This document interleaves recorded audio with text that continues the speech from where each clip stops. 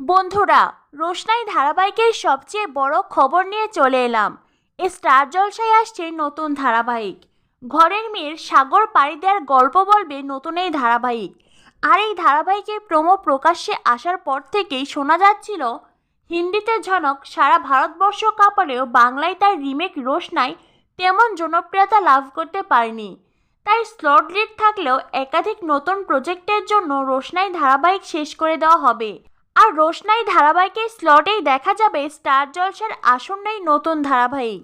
হঠাৎ করে রোশনাই ধারাবাহিক শেষ হওয়ার খবর শুনে মন খারাপ হয়েছিল এই ধারাবাহিকের দর্শকদের। তবে এইবার সামনে এলো অন্য খবর।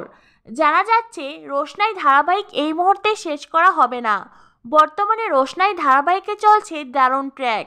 বেশ জমে উঠেছে এই ধারাবাহিক। আর দর্শকরাও বেশ পছন্দ করছেন রোশনাই।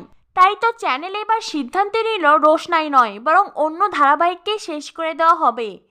আগামী 25শে নভেম্বর থেকে সোম থেকে রবি রাত 8:30টার স্লটে দেখা যাবে স্টার জলসার নতুন ধারাবাহিক। আর রোশনাই ধারাবাহিক দেখা যাবে রাত 10:30টার স্লটে। তাই শেষ হচ্ছে চিনি ধারাবাহিক।